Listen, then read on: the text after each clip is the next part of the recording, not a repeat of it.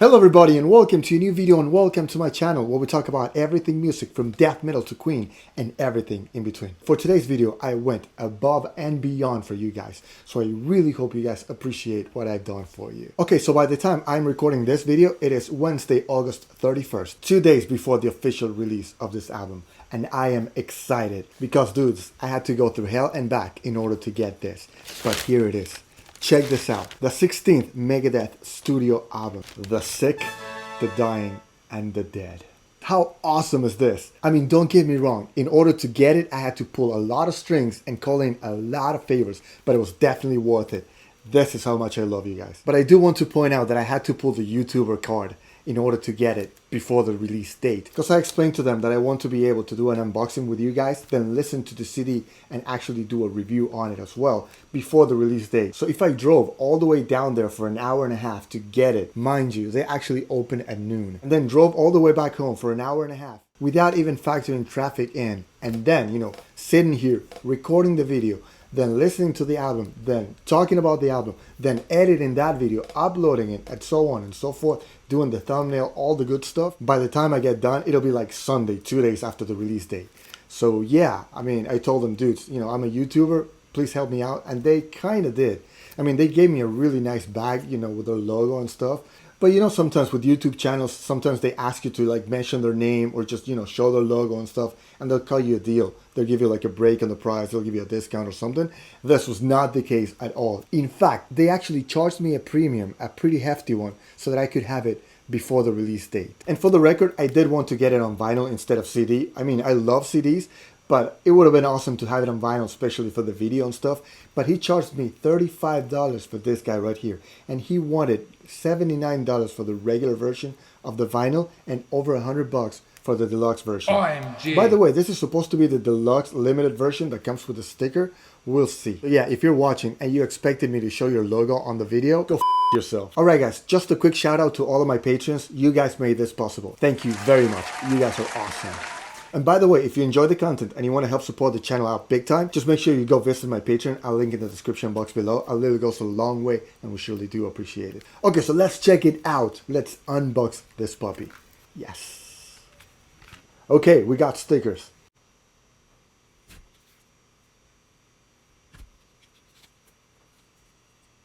Cool, I mean, an extra $3 for that might not actually be worth it. I mean, it's not worth it to me, but, you know, I didn't really have a choice. This is the only version they actually had. By the way, I actually own every Megadeth album. I am planning on actually doing a rankings video soon, so stay put if you like Megadeth.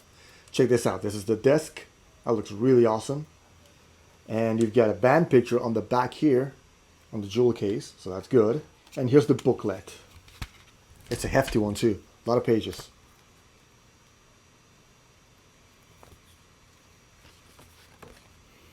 I love the smell of a new CD. Okay, so we got lyrics. First song is The Sick, The Dying, and The Dead. Second song is called Life in Hell. Also more lyrics. Night Stalkers, Dogs of Chernobyl, Sacrifice, Junkie, Psychopathy, Killing Time, Soldier On, Celebutant, Mission to Mars, We'll Be Back. Band members, and special thanks. Cool stuff. I actually expected more band pics, but hey, you can check them out online, and that's the back side of it. Okay, so that's all we get on the limited edition CD, but, you know, we actually pay for the music. That's what we're interested in. And I gotta tell you, even by yesterday, I didn't really think I was gonna be able to pull this off for you guys. And also, because of the 3 songs they already released, I am excited for this album. It looks and it sounds like it's going to be one of the best Megadeth albums yet. I hope we don't get disappointed. So just give me a second, I'll be right back. The next day. Alright guys, so day 2. Man, the weather just went to shit. Okay, so I listened to the album 5 times since yesterday, and I gotta tell you, I like it. I'd probably rank it in the better half on the discography. Probably fighting for 7 or 8. That's how much I like it. Now, it's got very high points, but it also has some low points I want to talk to you about. So before we talk about every track individually, let me just tell you about the whole album as a concept. Before it came out, there was talk about it being a concept album, and I can't tell you, it's not. It is not at all. You know, it's individual tracks that kind of blend together, but not really. But I gotta tell you, I mean, the 4-piece sounds great. I really like the chemistry between the guys. I mean, Kiko is awesome, and so is Dave, obviously. But then Dirk and Steve, to me, are kind of underused. They could definitely add to the songs a little bit more. I mean, Steve came in right at the very end after the Dave Ellefson debacle, so I don't really know how much time he actually had to like add his persona to the album. But I think Dirk is kind of wasted here. I mean, he's definitely way better a drummer than what he shows here. That being said though, Dirk kicks ass on this album. I do think that Dave's vocals are the best they've been for the last 10-15 years, no contest. And I gotta tell you, Kiko's playing is awesome. I really like that, sweet spot he's found between being a virtuoso and actually, making melodies that people would remember and love. And also, Kiko's awesome. He's just a likable character. He's just, a likable dude. Hands down, my favorite guitar player in Megadeth, except for Marty Friedman, of course. Okay, so let's get into the songs. The opener, which is the title track, even though it's a cool opener, I kind of expected a little bit more violence. Judging from the 3 songs they actually put out as singles, I expected the album to just open with a little bit more violence. And of course, with a name like that, I kind of expected something like, something off of Killing Is My Business and Business Is Good. Something just fast and relentless. Which this kind of is, but it's not really that fast or that relentless. It's just not violent enough. And don't get me wrong, it's definitely a banger. But I really enjoy that acoustic guitar chorus. I also like the fact that they change keys on the bridge, but, that pre-solo part kind of reminds me a lot of She-Wolf, which is not really a bad thing. It's kind of like paying tribute to that. And you can really hear across the whole album that kind of 90s Megadeth vibe that is really cool. I do get annoyed by the fact that yeah, yeah lyric gets very repetitive over the song. But they definitely redeemed the song at the end with the die, die, die part. That's really awesome. Now the album definitely picks up on the second song, Life in Hell. It's a lot faster and you can definitely hear some awesome drumming. And there's also a very cool spoken word bridge. And I definitely like the ending where it just goes Life in Hell, Die in Hell, Life in Hell, Die in Hell. Now song number 3 is probably my favorite song on the album. I actually made a whole video about it when it first came out. If you want to check that out, it'll be right here. But I do want to point out that this one is violent, it's fast, it's raw, it's aggressive. This one is awesome. I really enjoy this. And even though I said on that video that I didn't really care for Ice-T's cameo on the CD or the song for that matter, it kind of feels a lot better in the context of the album. It doesn't really annoy me as much as it did as a single. So yeah, I'm not going to sit here and tell you I love it, but I will tell you that it does feel a little less forced on the album. Now song number 4 is called Dogs of Chernobyl, and I'm kind of torn here. I do like the song, but I expected it to be a little bit more awesome. And here's why. In some interviews, Kiko actually said that this was his favorite song to play and that he loved the solo on this song. So I expected, something amazing. I expected my mind to be blown.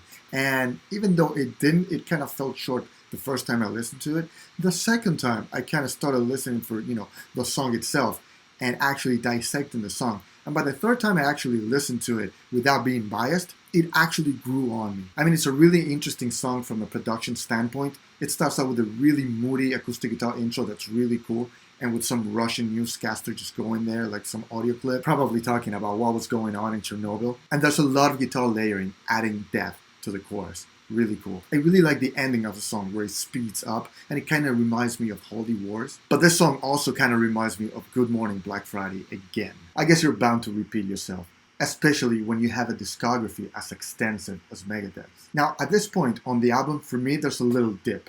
I just don't like these songs as much. I think they fall a little flat. Songs number 5, 6, 7, and 8 are my least favorites on the album. Song number 5 is called Sacrifice, and to me it's kind of a simple song, kind of forgettable, with one very redeemable aspect. And that's the fact that this is Kiko's most Friedman-like guitar solo on the album. I actually enjoy it a lot. I really like the way he bends those strings at the beginning of the solo. Now, song number 6 is not a bad song per se, but it's just not as good as some of the other ones on this album. Song number 6 is called Junkie, and it's another song about drugs. Dave has written so much about this, it becomes stock at this point. It does, however, sound like a song that would fit perfectly in one of Megadeth's albums from the 90s, like Countdown or Euthanasia, or even Cryptic Writings. It's got some of that mid-tempo, cool riffing that's heavy but commercial at the same time. It's just a little awkward for me in this context, in this album. If it were on a different album, I would probably enjoy it a lot more. Now, track number 7 is the shortest track on the album, and it's an instrumental track that kind of serves as an intro to the next song, with a Dave Mustaine monologue, with his face right on the mic, just whispering in your ear. Now that song fades into song number 8, Killing Time, not to be confused with Metallica's Killing Time. And this song feels kind of predictable. It's one of those songs that you feel like you've heard before, and you probably have. I mean, it's got the same chord progression on a different key as She-Wolf or even Tornado of Souls, so they're definitely reusing some of the stuff, which again, it's not a bad thing per se. It just so happens that those two songs are some of my favorite songs from the whole Megadeth discography, so I really listen to those songs a lot. I do like the fact that there's a key change towards the end of the song that distances this song from the other two. Now song number 9 is Soldier On, and you've probably heard this song before because it's been, out as a single, and this song rules. It picks the whole album back up again. It's really cool, it's fast, it's awesome, and it's got that really cool guitar tapping thing during the chorus that I really enjoy. Now song number 10, Celebutant, is one of those songs where I go, really Dave? Really? I mean, the lyrics are definitely sarcastic, which, some people find humor in, but at the same time, they feel kind of lame. I mean, they're out of place. I would definitely expect, this kind of lyrics on a different kind of band, or even on a different kind of album, but not on this album. It just feels out of place. Now, it's definitely more of a rock and roll thrashy kind of song. It definitely reminds you of early Megadeth, early Metallica. So much, in fact, that this song reminds me a lot of like Hit the Lights or even Seek and Destroy, from the first Metallica album, which Dave wrote a lot of. Now the ending on this song is actually kind of cool. It speeds up, and we actually do get the only blast beat throughout the whole album, which is kind of disappointing, really. I mean, I love blast beats, and I am disappointed by the fact that there's not more of them. I mean, I was actually looking forward to blast beats on a Megadeth record, because ever since Dirk actually joined Megadeth, Dave had said on an interview that now there were going to be blast beats throughout the album, and that is really not the case. I don't know if he actually recorded more blast beats and they got scraped doing, mixing and mastering, but, this is the only blast beat we get throughout the whole album. Now, track number 11, and I know what you're thinking, that's a lot of tracks, and I agree, dude.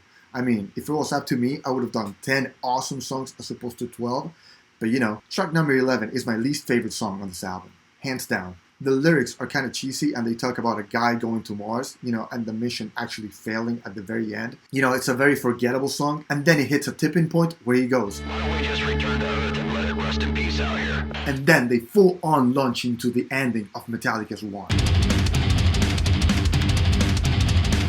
I mean, jokes aside, it definitely sounds like that song. I mean, dude. Now, I actually really, really like the ending of the song, and I think it would have been awesome to end the album on this song. It works perfectly as a closer for the album when the mission actually does fail in the very end of the song. And it's just the guy going over. I mean, that's really cool. But they decided to attack us with one more song. Song number 12, We'll Be Back, which was also one of the singles. And it's also one of the best songs on the album. If you ask me, the 3 singles are definitely by far the best songs on the album. They did a great job on hyping everybody up so that we couldn't wait to get our hands on this bad boy. And don't get me wrong, it's definitely a solid album. It just did not live up to my expectations, which based on the 3 singles were huge. Now, I definitely count on this album growing on me. I can already tell you I like this better than I liked Dystopia, for instance, the first time I heard it, or any of the albums from the 2000s on. So yeah, definitely a great effort. I would have loved to have seen more of Dirk or Steve being featured on the album, because I think they're actually better players than what they show here. Something else I should have really mentioned about the album is that it sounds a lot like Dystopia. It's very polished, it's very perfect, it's very digital, which I don't particularly like. I would have liked it to be a little bit more raw, more aggressive sounding, more sloppy if you want, but definitely more raw and more aggressive. And I mean, again, don't get me wrong, Dystopia and this guy sound great. They're just a little too perfect, a little too digital, if you ask me. Anyway, guys, I really hope you guys enjoyed the video. Please drop me a like if you did. Drop me a comment in the comment section down below. Let me know which was your favorite song from the album. And also, if you love metal and you love Megadeth, don't forget to subscribe to this channel like a man if you haven't yet. And if you really enjoy content like this and you want to help the channel out big time, make sure you go visit my Patreon. A little goes a long way, and we surely do appreciate it. I will see you guys next time. Pack out, metal on, dudes.